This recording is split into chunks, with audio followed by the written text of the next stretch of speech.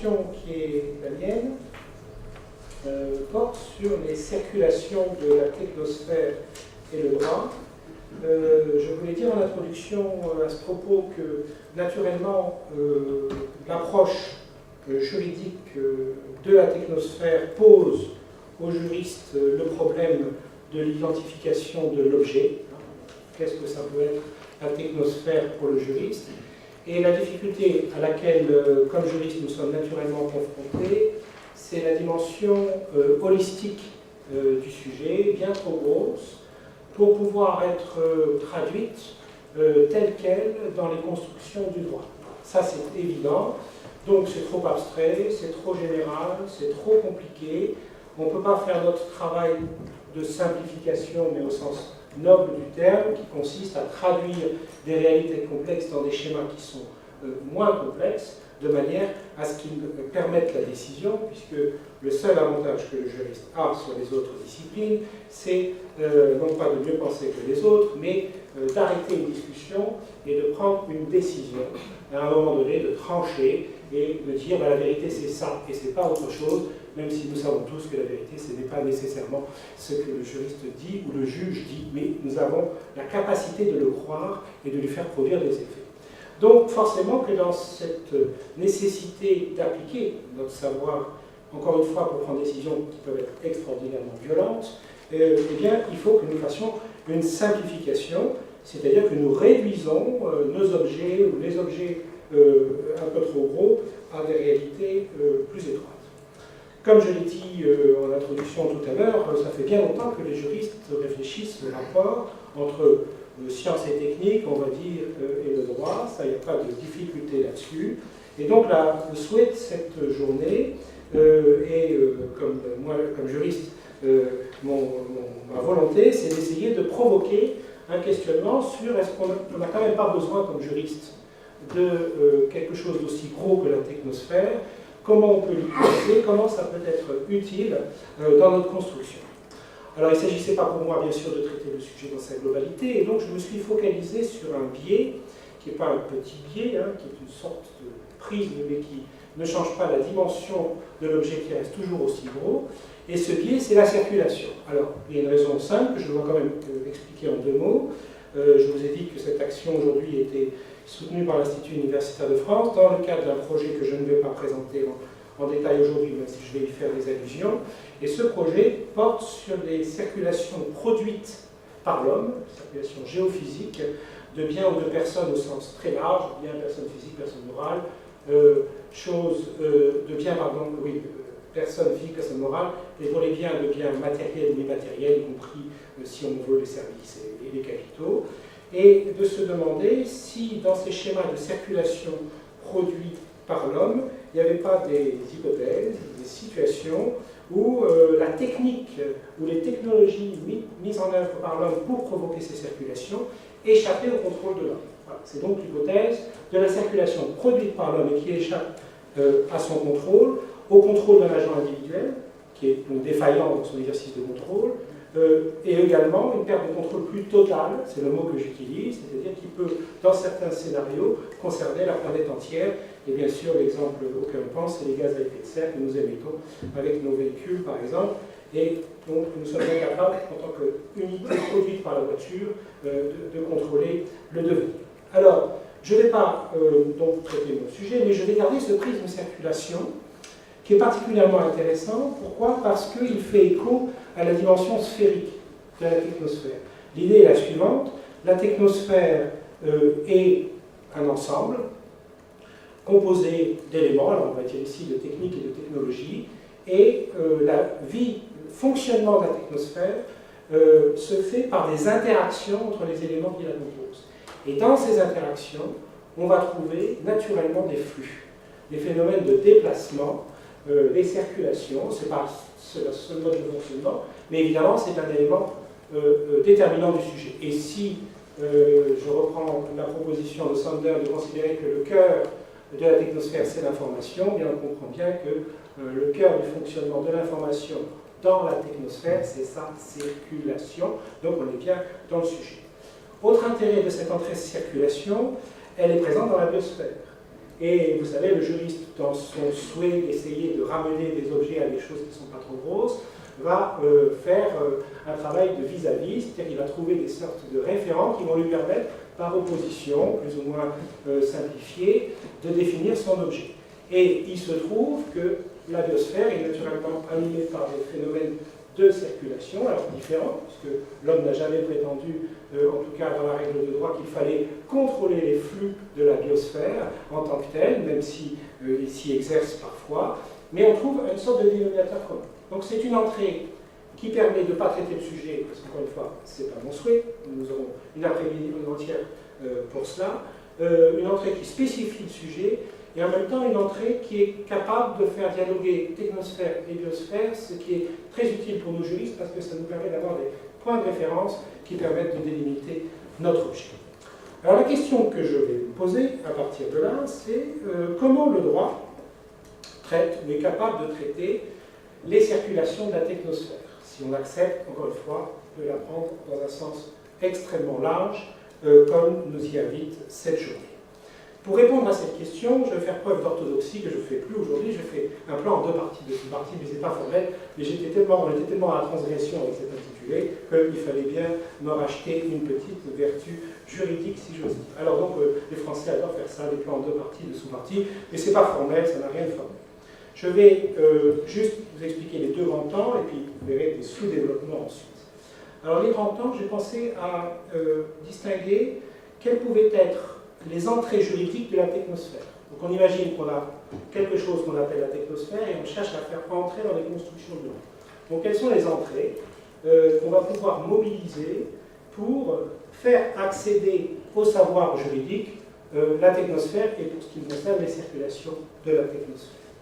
Le deuxième temps sera un rapport dialectique où j'essaierai d'esquisser, hein, ça c'est une espèce d'introduction à l'approche juridique, d'esquisser les rapports dialectiques entre la biosphère et la technosphère. C'est-à-dire comment le droit est capable de penser le rapport entre la technosphère, qu'il accepte comme étant un objet, qu'il va faire dialoguer avec l'autre, il y en a plusieurs évidemment, mais notamment l'autre grande sphère qui existe, la biosphère. Voilà les deux temps de ma présentation.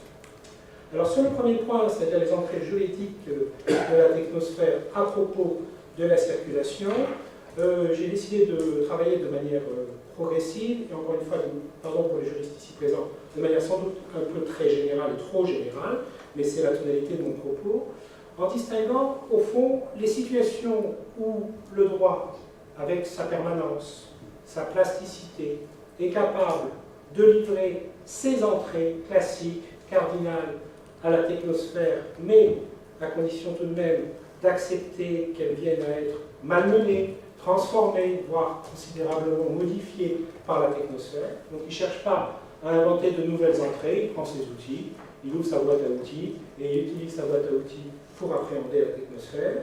Et puis le deuxième temps où je crois qu'il faut quand même qu'on envisage de nouvelles entrées. Alors nouvelles entrées ne veut pas dire qu'il s'agit de tout créer, ex nihilo, ça n'existe pas, mais il s'agit de présenter les choses sous un autre angle, une autre manière de voir le droit. Encore une fois, les solutions sont peut-être déjà là, mais on n'a pas l'habitude de les présenter sous cet angle. Alors, premier point, la capacité qu'a le droit, comme on va dire construction relativement solide, permanente, avec un principe fort chez nous, hein, comme la sécurité juridique, il ne faut pas que le droit change tous les 4 matins, sinon c'est la pagaille. Et bien, comment ce droit est capable de recevoir la technosphère et éventuellement d'accepter qu'elle transforme certaines de ses constructions. Pour ça, je vois d'abord un premier pied d'entrée évident pour le juriste, c'est ce qu'on appelle les distinctions, classifications ou grandes divisions du droit. Il y a un certain nombre de divisions cardinales en droit, et j'en ai retenu 3. La distinction public-privé, la distinction individuelle-collectif, et la distinction formelle-informelle. On pourrait appeler cette dernière distinction autrement, mais je n'entre pas trop dans le détail des discussions notamment sur qu'est-ce qu'est formel, qu'est-ce qu'est informel en droit, ce n'est pas mon propos. Ce que j'observe, c'est qu'il n'y a pas de difficulté, bien sûr, à imaginer que les flux de la technosphère, encore une fois, donc, les flux provoqués par la technologie de l'homme, quels qu'ils soient, que ces flux puissent être traiter juridiquement à travers ces prismes.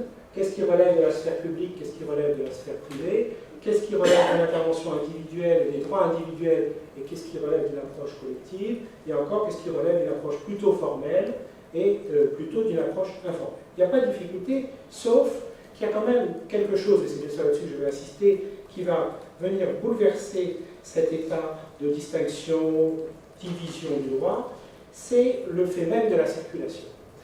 La circulation va faire qu'une situation va migrer d'un champ du droit à un autre. C'est-à-dire que, parce que ça circule, eh bien, la réalité que j'essaye d'appréhender est en même temps publique et privée. Elle n'est pas l'une ou l'autre. Elle se déplace de la sphère publique à la sphère privée et inversement de manière permanente. De manière permanente, cette circulation va percuter, si j'ose dire, des intérêts individuels ou la prise en compte d'intérêts collectifs.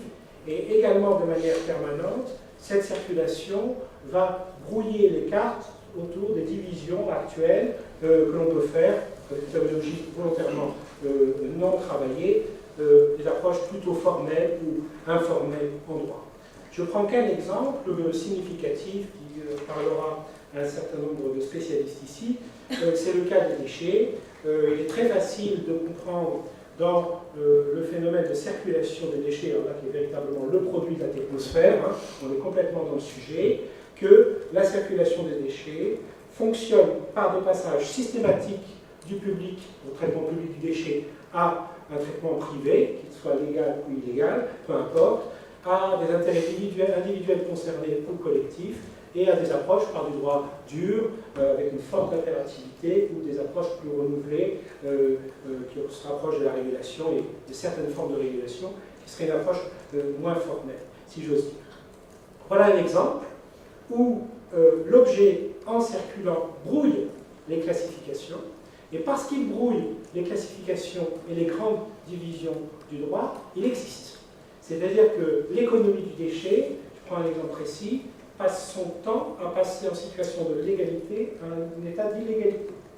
Je suis en situation de légalité, je perçois une subvention publique pour traiter le déchet, que bien sûr je ne traite pas, je fourgue le déchet dans un circuit souterrain parallèle, mafieux par exemple, où je vais bien sûr gagner de l'argent à moindre coût, puisque je n'aurai pas à traiter le déchet, je fais ressortir le déchet, exactement comme pour le blanchiment d'argent, hein, je fais ressortir le déchet, je vais lui donner une vertu légale et je vais retoucher de l'argent public, et ainsi de suite. Et le système marche comme ça, et avec une très grande difficulté de traçabilité. On y arrive, mais toujours, très souvent ex post, et une fois que le mal est fait, il y a bien sûr beaucoup de choses qui échappent à un réel contrôle.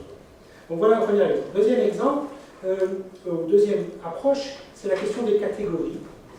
Le mot catégorie a un sens en droit un peu plus étroit que le mot distinction ou division. Le droit fonctionne avec des qualifications qui permettent de faire entrer les objets dans des cases, qu'on appelle des catégories, et à chaque catégorie, vous avez un régime juridique, et donc c'est comme ça que le juriste fonctionne de manière excellente, c'est vraiment son point d'expertise absolu. À ce titre, j'ai pensé prendre comme catégorie, encore une fois de manière purement introductive, donc très générale, les personnes, les biens et la responsabilité. Alors si on prend les personnes, on doit se poser la question de savoir bien sûr si la technosphère, et c'est un sujet qui sera abordé, ne fait pas naître de nouvelles personnalités juridiques. Ce qui moi m'interroge, c'est que je suis presque certain que la question se pose en priorité pour des objets circulants. C'est-à-dire le fait que l'objet s'automeuve, circule, est un élément déterminant de cette ouverture du juriste à la reconnaissance de nouvelles personnalités juridiques, et par exemple la question de savoir si on doit reconnaître au robot, quel qu'il soit, une personnalité juridique distincte des êtres humains. Le fait qu'il circule est un élément qui va probablement accélérer la réflexion sur le sujet, donc ce n'est pas anodin, même si, encore une fois, on peut réfléchir à cette construction pour des objets non spécialement circulants. S'agissant des biens, il y a quelque chose d'assez remarquable, c'est que la circulation produite par la technosphère, les dossiers, les données, les capitaux, pour faire simple, crée des phénomènes de masse. C'est-à-dire que cette circulation généralisée dans de très grandes proportions qui échappe largement au contrôle des acteurs, eh bien, crée l'émergence de nouvelles masses. On parle de big data, on voit bien ce que c'est que la masse des capitaux qui circulent, et on n'a pas de difficulté à s'imaginer l'hypothèse de la masse des déchets. Ces masses vont constituer pour le juriste potentiellement des nouveaux biens. Et la circulation est déterminante dans le régime juridique. Pourquoi? Parce que s'ils échappent à toute maîtrise, à toute appropriation, alors on va ouvrir la porte des biens communs, une porte qui bien sûr est très connue, mais qui est une porte qui a été appliquée avant aux circulations de la biosphère, l'air et l'eau, sont des biens communs. Et ce qui est frappant, c'est que c'est la circulation à chaque fois. La perte, c'est l'impossibilité de maîtrise de l'objet qui crée chez le juriste l'obligation de penser une autre catégorie qui ne serait pas le bien objet d'une propriété individuelle, mais qui serait l'hypothèse d'un bien ou d'un mal, d'ailleurs, si je caricature le mot, dans un autre sens commun. Dernier exemple, c'est les questions de responsabilité, de garantie au sens large.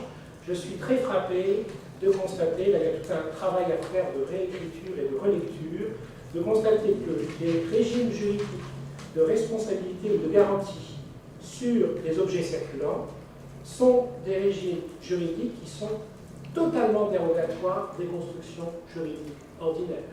Je prends un exemple historique. En France, la loi de 85 sur les accidents de la circulation. On peut ouvrir bien sûr toute la boîte des responsabilités environnementales à propos des flux qui créent des dommages, par exemple les faits de pollution. Eh bien, on a, par ces approches, été obligé de renouveler en profondeur les notions de base des constructions juridiques existantes. Et ce qui est remarquable, c'est qu'on l'a fait parce qu'il y avait une circulation, c'est-à-dire un objet, encore une fois, qui passe d'un périmètre à un autre, et donc qui fait péter les catégories, et pour lesquelles il faut imaginer d'autres choses, d'autres formats, et la nécessité a fait qu'on y est plutôt arrivé, même si ça ne résolve pas nécessairement tous les problèmes. Voilà la première approche. Je vais en compléter plus loin que tout le monde, mais j'ai le droit, je ne sais pas. Bon, alors, deuxième approche, l'hypothèse des entrées nouvelles. Alors, je vais aller assez vite parce que ça, c'est le cœur de mon projet de recherche, qui, encore une fois, l'objet n'est pas de le présenter. Je veux simplement vous dire qu'on peut essayer de réfléchir, non pas à simplement voir comment la technosphère, et plus exactement les circulations de la technosphère sont de nature à remodéliser des constructions existantes, on peut aussi essayer de faire apparaître, de mettre au jour de nouvelles réalités pour le droit. Et pour ça, je vais revenir sur quelque chose qui a déjà été pas mal développé, notamment à propos du sauvage. Je crois qu'il faut faire apparaître, rendre visible un risque actuellement invisible ou silencieux, disent les Américains, qui est l'hypothèse où on considère que les circulations de la technosphère échappent dans une proportion à définir, c'est pas évidemment des moments, des contextes, mais échappent au contrôle de l'homme. Et l'objectif, clairement, et c'est le cœur de mon projet, c'est d'essayer de considérer que plutôt que de courir après des traitements rivés sur une illusion de contrôle, on accepte de considérer que l'environnement est fait de défauts de contrôle, où la question n'est plus qui contrôle quoi, mais la question pour le juriste devient qui contrôle le défaut de contrôle, et donc qui assume les conséquences du défaut de contrôle. Les juristes ont un avantage considérable sur les autres, c'est que les juristes sont capables de dire qu'il y a du contrôle là où il n'y en a pas. Prenez un exemple, les accidents de la circulation. J'ai une voiture, elle est assurée, je me fais voler ma voiture. Mon voleur a un accident, je suis responsable, entre guillemets, en réalité, j'ai une assurance qui couvrira le dommage. Et pour le juriste, ce n'est pas un problème, parce qu'on dit que le gardien, ici le propriétaire de la voiture, garde le contrôle de sa voiture. Donc nous, on est capable de faire notre propre monde, on n'est pas lié par le vrai monde, c'est notre façon à nous de rêver, très singulière, et on construit du contrôle là où il n'y en a pas. Mais on est donc capable, là où c'est difficile pour les acteurs politiques, économiques, c'est difficile pour la société d'accepter qu'on a perdu le contrôle, nous, juristes, on peut garder un discours sur le contrôle, mais en instituant des mécanismes qui fondamentalement ne reposent pas sur le contrôle réel de la situation. Et on a toute une armada d'outils pour ça. Il y a d'autres choses qu'on peut essayer d'imaginer pour traiter ces situations de circulation de la technosphère, sans entrer trop dans le détail. Je donne deux éléments. Premier élément, on pourrait réfléchir de manière systématique, en tout cas ce que je vous donne comme objectif, sur différents objets, imaginer un traitement unitaire et de masse des situations de circulation. La plupart des constructions du droit traitent les circulations par l'unité. L'exemple typique, c'est la donnée. On imagine un statut juridique de la donnée, on dit qu'elle est à caractère personnel, on sanctuarise son caractère personnel, et on en fait le machin européen que vous connaissez, et on fait croire à la CNIL qu'elle contrôle le monde. Et parallèlement, vous posez l'hypothèse qu'il existe des masses de données qui constituent des entités distinctes des entités unitaires, c'est-à-dire de la donnée à caractère personnel, qu'on ne peut d'ailleurs pas nécessairement rattacher à un individu, c'est plus l'objet, c'est un autre objet, c'est une masse, et le droit, c'est bien sûr, dans le tas d'exemples en droit, de traitement dans des affaires notamment, de traitement des masses par distinction des unités. Dernier élément, toujours dans cette révolution par les circulations de la technosphère, il faut que le juriste enrichisse considérablement son approche des flux de circulation. Nos modèles ont été construits, non pas bien sûr par la biosphère, parce que la technosphère existe depuis fort longtemps, mais ont été construits sans qu'on rediscute le prisme circulatoire qu'il existe aujourd'hui. Et plein de discours du droit, j'ai plein d'exemples où les discours du droit sont complètement à côté de la réalité parce qu'ils ont un schéma de circulation qui n'existe plus. Je prends un exemple toujours en matière de données, le flux transatlantique de données. Si vous lisez la décision de la Cour de justice dans l'affaire Schrems sur le flux transatlantique de données, la Cour de justice imagine que les données s'envoient dans des petits paquets en appuyant sur un bouton et qu'elles partent d'un côté de l'Atlantique pour aller de l'autre. Ça ne correspond, si j'en crois tout ce que me dit Stéphane, à rien de la réalité. Donc, il y a des choses à revoir en profondeur dans nos discours, spécialement quand il est dédié à la circulation. Il y a des sujets sensibles, hein. Toute l'Union européenne est concernée, tout le droit du libre-échange est concerné, et je rajoute même le droit du commerce international qui baigne dans une vision que je trouve d'une pauvreté abyssale sur la circulation. Voilà, ça c'est un peu comment on met la pagaille grâce au phénomène. Alors, deuxième élément, j'allais plus vite, je profite un peu du temps que l'on a, c'est la question du rapport dialectique. Ça, le juriste aime beaucoup, comme tout le monde d'ailleurs, c'est un propre droit bien sûr, mais définir un objet avec en contrepoint un autre objet, et donc on peut ouvrir, ça c'est quelque chose qui est fort connu, la question de la discussion des rapports dialectiques entre biosphère et technosphère à propos de la circulation ou de manière plus générale. Alors, je ne vais pas anticiper sur les interventions de l'après-midi, parce que là, il y a des éminents spécialistes, je n'en suis pas, je touche quand même beaucoup au droit de l'environnement qui pourraient traiter de ces questions. Je voudrais simplement dessiner deux choses, deux formes de dialectique qui, dans leur très grande généralité, peuvent nous aider à essayer d'organiser la pensée. La première chose qui me frappe, c'est que si le juriste accepte que son objet c'est la technosphère, alors qu'il accepte depuis assez longtemps maintenant de considérer la biosphère, comme il peut bien sûr, mais ce n'est pas un problème pour lui, eh bien il va organiser des vis-à-vis. C'est-à-dire qu'il va essayer de trouver des éléments qui dans chacune des sphères sont à même de dialoguer. Alors ça, les vis-à-vis, ça ne veut pas dire qu'on va dupliquer le régime de la biosphère pour la technosphère. Ça veut dire qu'on va trouver des éléments de dialogue qui vont permettre de faire dialoguer, alors parfois dans le rapport de force, des éléments de la biosphère et des éléments de la technosphère. Alors je vais dire des choses très simples et si je peux un peu plus compliquées. Chose très simple, on va avoir une culture du risque dans la biosphère et dans la technosphère. Par exemple, en France, on a une loi sur les catastrophes naturelles et on a eu des années plus tard, c'est par hasard, une loi sur les catastrophes technologiques marquée par des flux à chaque fois hors du contrôle, hein, comme vous l'imaginez bien. Ça, c'est un exemple très banal. On peut imaginer des choses plus intéressantes, et c'est en écho à des choses qui ont été présentées ce matin.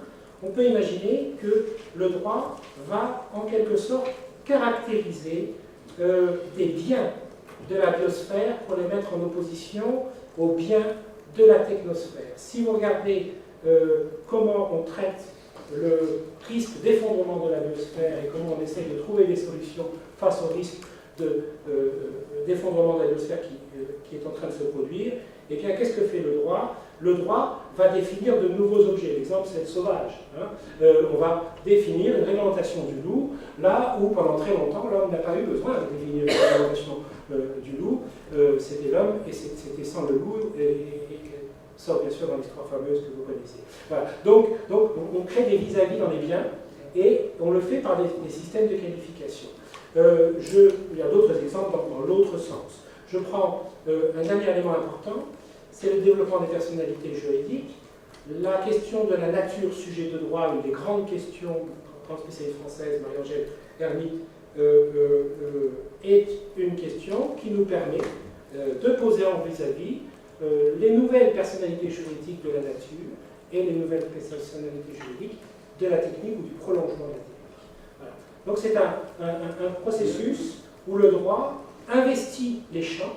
Et pourquoi il arrive à investir les champs et à créer des vis-à-vis, encore une fois pour essayer de les faire dialoguer dans un rapport de force, soyons clairs, eh bien c'est parce qu'il a deux concepts surplombants qui lui permettent d'avoir deux boîtes dans lesquelles il crée des constructions juridiques, biosphère d'un côté, technosphère de l'autre. Dernier élément, c'est la question des interactions entre ces deux sphères, bien sûr. Et là, je vais décrire trois choses très banales, là encore. On va bien sûr imaginer que le droit peut mettre en scène des rapports d'opposition. Par exemple, le droit, en réglementant des processus de transport imaginés par l'homme, va forcer la nature à obéir à ces processus de transport imaginés par l'homme. En même temps, on peut imaginer que la règle de droit fasse des circulations de la nature des choses que l'homme n'a pas le droit d'altérer, et donc des laisser-faire, des laisser-passer que le droit va organiser. On peut imaginer bien sûr des synergies, alors avec nos petits outils, je ne suis pas environnementaliste, et pardon si je dis des banalités, mais on peut imaginer bien sûr qu'il y ait une réflexion sur comment la technique peut capter les circulations de la biosphère, et c'est l'hypothèse bien sûr des énergies renouvelables qui est posée. On peut aussi, et c'est le travail qu'on avait fait avec Stéphane, imaginer des circulations parallèles, les circulations de la biosphère sur le monde terrestre. Nous tous présents dans différents points, nous sommes arrivés ici, et comment ces réalités se représentent dans la datasphère, dans la sphère des données, à cause ou grâce à nos smartphones qui nous représentent dans un autre environnement. Le dernier élément qui est le plus intéressant, c'est certainement les questions d'hybridation. C'est-à-dire, alors qui vont être développées, je ne vais pas empiéter sur ce sujet, mais si je prends une question très très générale, on a traité l'ouragan et le cyclone jusqu'à présent comme un fait de la nature. La question, bien sûr, est posée de l'origine humaine des ouragans ou des cyclones, et donc de leur traitement juridique potentiellement très différent, dès lors qu'on considère leur origine humaine. Donc vous voyez bien que parce qu'on a les deux, on est capable aussi d'imaginer des phénomènes forcément complexes d'hybridation. Alors pour conclure, je voudrais, c'est un plaidoyer, mais un plaidoyer qui n'engage que moi, y compris pour l'intervenant des juristes qui me suivent après, bien sûr. Je crois qu'on a vraiment besoin d'un concept surplombant. Alors concept, une idée, une notion, ça met un peu, je ne cherche pas à dire que c'est nécessairement d'ordre conceptuel, que c'est un type de concept plutôt qu'un autre. C'est pas comme ça, d'ailleurs généralement je travaille les objets, mais je comprends qu'on le fasse. Je dis simplement, on doit, comme juriste, savoir que ça existe, de manière surplombante, c'est-à-dire au-dessus de nos constructions, comme une espèce d'environnement dans lequel on va penser nos constructions, et ça pour trois raisons majeures. D'abord, c'est quand même, comme je l'ai dit, le meilleur moyen de mettre en vis-à-vis la biosphère et de s'intéresser à la biosphère par un vis-à-vis à la technosphère, spécialement dans le contexte qui est le nôtre d'un effondrement de la biosphère contre lequel nous essayons tant bien que mal, et plutôt mal, de lutter. Ça, c'est un premier élément. Deuxième élément, la technosphère n'a pas besoin de devenir un concept juridique, on s'en moque. La technosphère est un a priori pour le droit, c'est-à-dire que le droit accepte de considérer qu'il s'applique à un objet qui n'est pas nécessairement un objet juridique, qui va ensuite traduire dans ses constructions juridiques. Ça paraît très banal de dire ça, mais il faut quand même que vous vous rendiez compte qu'il y a beaucoup de juristes qui refusent de parler de quelque chose s'ils ne sont pas capables d'en faire un objet juridique. Donc la démarche a priori consiste à abandonner toute velléité de nécessairement faire un objet juridique, ce qui est quand même toujours une opération de réduction et de transformation, pour accepter de parler de réalité, de parler du monde, sans nécessairement que ce monde soit fait à notre image. Dernier élément très important, la technosphère a des modalités, c'est-à-dire qu'elle fonctionne sur un certain nombre de ressorts, elle se réalise d'une certaine manière. Dans sa réalisation, il y a un élément clé, c'est la circulation, bien sûr, je trouve que c'est mon sujet, donc j'y tiens. Eh bien, les modalités de circulation de la technosphère vont avoir nécessairement un impact considérable sur la manière dont les juristes vont penser leur traitement. Et donc, s'intéresser à ces modalités, les catégoriser, les systématiser, comme étant des choses qui, encore une fois, sont a priori extra-juridiques, mais vont devenir quelque chose pour le juriste. C'est-à-dire que le juriste va s'intéresser à certaines modalités plutôt que d'autres, certaines modalités, notamment de circulation de l'information, par exemple, plutôt que d'autres, si je reprends un point cardinal, et ça, c'est déterminant. Et si nous ne sommes pas capables d'expliciter quelles sont les modalités non juridiques de la technosphère qui nous intéressent, nous juristes, nous sommes hors du débat public, nous laissons aux philosophes, et respect à eux, bien sûr, aux archéologues, aux durabilistes et aux informaticiens, j'ai dit personne, je crois, le soin de faire le monde pour nous, et nous restons dans notre monde clos. Et ça donne la triste histoire de Montpellier. Je n'avais pas comment dire, prémédité la chute. Je vous remercie.